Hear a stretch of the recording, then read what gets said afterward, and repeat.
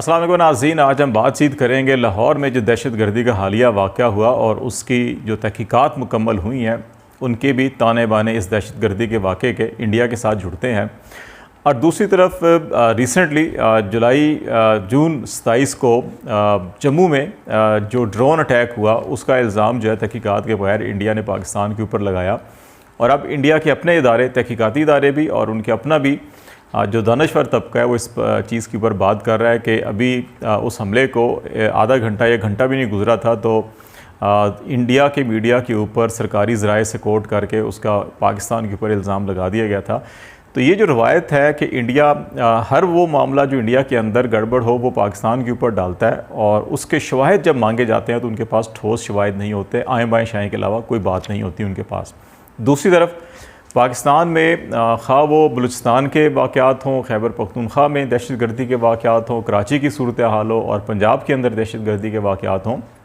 इन तमाम दहशत गर्दी के वाक़यात के जो ताने बाने हैं वो सारे के सारे इंडिया के साथ जुड़ते हैं। वहाँ पर दहशत गर्दों को ट्रेनिंग भी दी जाती है, वहाँ से टेररिज्म फाइनेंसिंग भी की जाती है, जो मास्टरमाइंड होते हैं, जो प्लानिंग होती है वो भी इंडिया के अंदर होती है। और इस चीज़ का जो इजहार और इकरार जो भारतीय क़यादत की तरफ से ये आज नहीं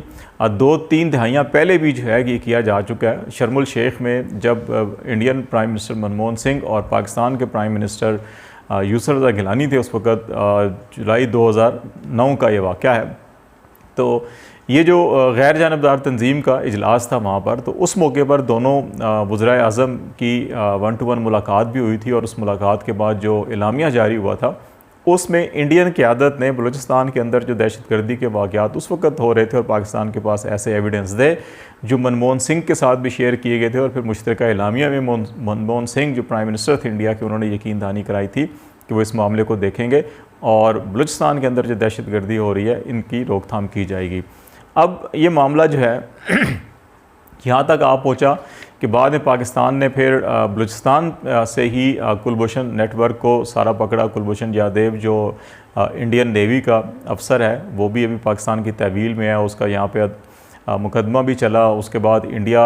ने पहले उसको तस्लीम ही नहीं किया, फिर इंडिया ने कहा जी हमारा एक साबिक फ़ौजी है, सर्विंग फ़ौजी नहीं है। फिर इंडिया इसको इंटरनेशनल कोर्ट ऑफ जस्टिस में भी लेकर गया लेकिन तमाम जगहों से उसको कोई खातिर खा कामयाबी हासिल नहीं हुई और पाकिस्तान ने वो तमाम ठोस शवाहिद जो हैं कि हर फोरम के ऊपर फराहम किए। लेकिन बदकिस्मती के साथ अभी भी पाकिस्तान के अंदर भी एक तबका ऐसा है जो इस चीज़ को तस्लीम करने इसके लिए तैयार नहीं कि पाकिस्तान में जो दहशत गर्दी के बेशतर वाक़यात हैं उनके अंदर इंडिया का हाथ और इंडिया का मुलव्वस होना जो है कि वो रियासती सतह के ऊपर भी साबित हो चुका है।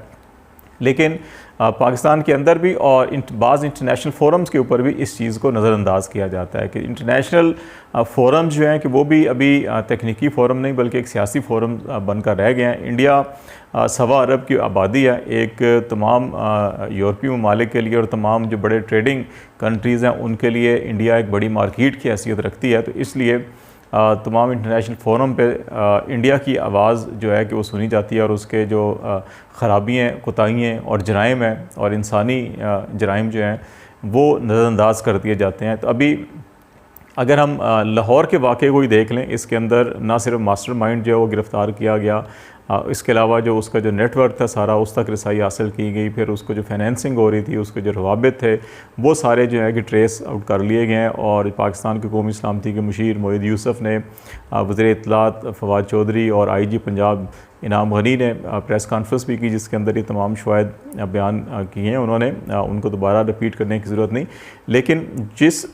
इशू के ऊपर हम बात करना चाह रहे हैं बुनियादी तौर के ऊपर वो मामला ये है कि इंटरनेशनल फोरम्स के ऊपर जहाँ पे दुनिया जो है कि वो अपने तजारती मकासद या माशी मकासद और मफादात को पेश नज़र रख कर फ़ैसले करती है, उनको कश्मीर के अंदर एक जो बिल्कुल खुली जेल जिसको करार दिया जाता है, तमाम इंसानी हकूक़ कमीशन की जो इंटरनेशनल इदारे हैं उनकी रिपोर्ट्स में भी अगस्त 2019 के बाद की जो सूरत हाल है वो किसी ढकी छुपी नहीं है, उसकी खुलेआम मज़म्मत की जा रही है। लेकिन जो इंटरनेशनल फोरम्स होते हैं और बिलखसूस FATF का यहाँ तज़किरा मैं ज़रूर करूँगा क्योंकि उसके अंदर 3 बुनियादी मकासद हैं जिनको लेकर FATF जो है कि मुख्तलिफ़ ममालिक का जायज़ा लेता है। ये फ़ोरम बुनियादी तौर के ऊपर सिर्फ बना था कि मनी लॉन्ड्रिंग को कैसे जो है कि वो काउंटर किया जा सकता है, उसकी कैसे रोकथाम की जा सकती है, ये उसका बुनियादी मकसद था। 9/11 के बाद इसके अंदर टेररिज्म फाइनेंसिंग का एलिमेंट भी आ गया कि उसको रोकथाम होनी चाहिए और उसकी मॉनिटरिंग की जाएगी। और फिर 2012 के बाद जो है कि इसमें जो एटमी मवाद की जो स्मगलिंग होती है या ये जो मामलात होते हैं वो भी इसमें शामिल कर लिए गए। अब अगर ये मुआवजा किया जाए पाकिस्तान और इंडिया का, और क्योंकि FATF के अंदर इंडिया रुकन ममालिक में भी शामिल है, FATF के जो रुकन ममालिक हैं उनमें शामिल है इंडिया, पाकिस्तान मेंबर नहीं है FATF का। अब इन तीनों हवालों से अगर देखा जाए तो पाकिस्तान ने मनी लॉन्ड्रिंग के हवाले से बेशहा जो है कि वो अपनी इम्प्रूवमेंट किया, क़वानीन बनाए हैं, और इस वक्त चाहे साबिक़ वज़ीर-ए-आज़म थे या साबिक़ सदर थे, उनके ख़िलाफ़ मुकदमात भी अदालतों में, सज़ाएँ भी हुई हैं, लेकिन बदकिस्मती से वही सज़ा याफ्ता लोग जो हैं वो बरतानिया में पनाह लेके बैठे हुए हैं, उनको कुछ नहीं कहा जाता। दहशतगर्दी के हवाले से, काउंटर टेररिज्म फाइनेंसिंग के हवाले से, जैसे मैंने कुलभूषण जादेव का नेटवर्क का बताया, इसी तरह और बेशुमार वाक़यात हैं। अभी लाहौर वाक़या जो है कि ये भी हमारे सामने है, और इंडियन शर्म शेख में प्राइम मिनिस्टर ने ख़ुद भी एतराफ़ किया था। ये सारी चीज़ें उनके सामने हैं, इसके बावजूद FATF जो है इस पर भी खामोश है। फिर अल्ताफ़ हुसैन कायद हैं MQM लंदन के, कराची में दहशत गर्दी किसी से ढकी छुपी नहीं है, तमाम दहशतगर्द पकड़े जाते हैं, कहते हैं इंडिया के अंदर ट्रेनिंग हासिल की है हमने,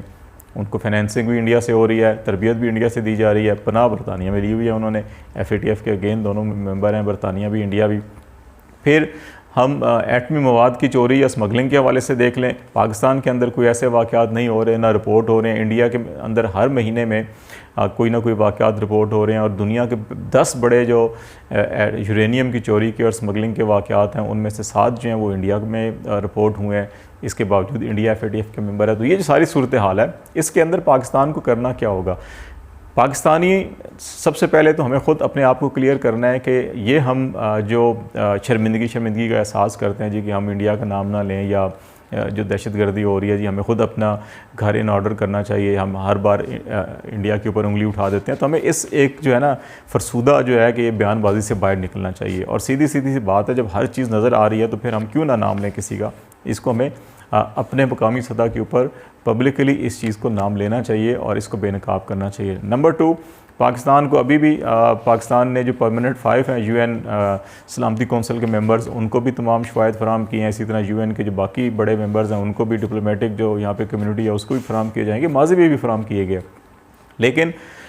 इसके ऊपर एक भरपूर और जामे और बड़ी मौसर सफारतकारी की ज़रूरत है। इसके अंदर हमें सियासी सफारतकारी भी करनी होगी, इसके अंदर हमें मीडिया की सफारतकारी भी करनी होगी, इसमें हमें जो डिप्लोमेटिक सफारतकारी है वो भी करनी होगी, जो हमारी डिफेंस डिप्लोमेटिक के साथ साथ जो हमारे डिफेंस रिलेशंस हैं मुख्तलिफ ममालिक के साथ, हमें वहाँ पर भी ये मामला उठाने होंगे और हर फोरम के ऊपर ये मामला उठाना होगा। और कि ये जो ख़ास तौर के ऊपर इंटरनेशनल फोरम्स हैं जो अभी पॉलिटिकल इंस्टीट्यूशन बन चुके हैं और सियासी मकासद के लिए इस्तेमाल किए जा रहे हैं, इनका बेनकाब करना बहुत ज़रूरी है। और पाकिस्तान की वो लीडरशिप जिनकी दुनिया में आवाज़ सुनी जाती है, जिनको चाहे वो खिलाड़ी हों, चाहे वो एक्टर्स हों, चाहे वो मीडिया पर्सनस हों, चाहे वो सियासतदान हों, जिनकी आवाज़ बाहर दुनिया में सुनी जाती है, जिनकी फॉलोइंग्स हैं, उनको इसके ऊपर पब्लिकली बोलना चाहिए, इजहार करना चाहिए। ये जो सारे शवाहिद हैं ये बयान करना चाहिए। इंडिया जगह जगह हर फोरम के ऊपर, चाहे सिविल सोसाइटी का फोरम हो, चाहे मीडिया का फोरम हो, चाहे पॉलिटिशियंस का फोरम हो, कोई भी फोरम हो, वो इसको ज़ाया नहीं करते। इसीलिए जो है कि वो इतना झूठ बोलते हैं, बार बार बोलते हैं कि लोग उसको यकीन या सच समझना शुरू कर देते हैं। तो हमें हर चीज़ हमारे पास है, शवाहिद हमारे पास हैं, तमाम कनेक्शंस हैं, उनके बंदे सर्विंग मिलिट्री के बंदे हमारे पास पकड़े हुए हैं। फिर इंडिया के अंदर जो है कि पाकिस्तान के वाले से वो 1-2 जमातों का नाम लेते हैं जी, उनके खिलाफ कार्रवाई नहीं होती। पाकिस्तान ने दहशतगर्दी के खिलाफ पिछली 1-2 दिहाइयों में ना सिर्फ कार्रवाई की, 70,000 से ज़्यादा जो है जानें यहाँ पे कुर्बान हुई हैं। और पाकिस्तान के अंदर तमाम जमातों के खिलाफ बिला तफरीक जो है कार्रवाई की गई, चाहे वो सियासी हैं, मजहबी जमातें हैं, जो भी दहशतगर्दी के अंदर डायरेक्टली इनडायरेक्टली इन्वॉल्व है, सबके खिलाफ कार्रवाई हुई है। अब इंडिया जो है कि ठोस शवाहिद अगर उससे मांगे जाते हैं वो ना दे, जैसे पाकिस्तान जो है कि तमाम शवाहिद फराम करता है, इस इंडिया को भी करना चाहिए। अगर नहीं करता तो कैसे फिर अदालतें जो है फैसले कर दें। दूसरी तरफ जो है कि इंडिया के अंदर यहाँ पे बात की जाती है 1-2 तंजीमों की, या इंडिया के अंदर बजरंग दल जो है वो नहीं है क्या, RSS नहीं है क्या, वहाँ पे विश्व हिंदू परिषद नहीं है, जिनके 60-60 लाख जो है मुसल्लह कारकुन मेंबर्स हैं, जिनको बाकायदा तरबियत दी जाती है, जिनके पास बाकायदा असला है। कभी वो बाबरी मस्जिद शहीद करते हैं, कभी वो समझौता एक्सप्रेस पे हमला करके और पाकिस्तानियों को शहीद करते हैं, आग लगा देते हैं इंडिया के अंदर। तो उन मामलात के ऊपर तो सारे के सारे जो है कि वहाँ खामोशी होती है, ना तहकीकात होती हैं, उनके ऊपर अदालतें भी वहाँ खामोश हो जाती हैं। तो हमें इन तमाम मामलात को सियासी, सफारती और हर फोरम के ऊपर उठाना चाहिए और इंडिया को बेनकाब करना चाहिए। और किसी तौर के ऊपर भी हमें जो है कि ये मुआज़त खाना रवैया अख्तियार नहीं करना चाहिए, बल्कि ये कौमी मकासद के लिए और हमें इंडिया को बेनकाब करना जो है बहुत ज़रूरी है। और जो ये वाक़या बिलखसूस हुआ है कि इसको भी अगर से पाकिस्तान की क़यादत ये कह रही है कि इसको हम FATF के ऊपर भी, UN के ऊपर भी, हर फोरम के ऊपर भी उठा रहे हैं, लेके जा रहे हैं, तो इसको सिर्फ एक दो बयान करना ही ज़रूरी नहीं है, बल्कि हर फोरम, हर मीटिंग जिसका तल्लक जो है कि वो इंसानी हकूक़ से हो, जिसका तल्लक जो है कि रीजनल अमन सलामती से हो या ग्लोबल अमन व सलामती से हो, ये सारे के सारे मामला जो हैं कि हमारे जहन में रहने चाहिए और हमें ये उठाते रहना चाहिए ताकि इंटरनेशनल कम्युनिटी को अंदाज़ा हो कि सब जो है कि पाकिस्तान में आंखें बंद करके नहीं बैठे, हमें हर चीज़ का पता है और हर हम चीज़ उठा रहे हैं। और ये प्रेशर बनेगा पाकिस्तान के अंदर भी और दुनिया के अंदर भी, अगर जो ह्यूमन राइट्स के इदारे हैं और मुख्तलिफ़ तंजीमें हैं जब ये आवाज़ उठाएंगी, तभी जो है कि वो इंडिया को या उन इदारों को मजबूर किया जा सकेगा कि वो इस किस्म की कार्रवाइयाँ बंद करें और प्योर सियासी बुनियादों की बजाय तकनीकी बुनियादों के ऊपर फ़ैसले किए जाएँ और मामूलात को, हालात को जो है कि वो नॉर्मल पीस की तरफ लेके जाए, रेदर दैन कि टेंशन और कशीदगी की तरफ आगे लेके जाए जाएँ।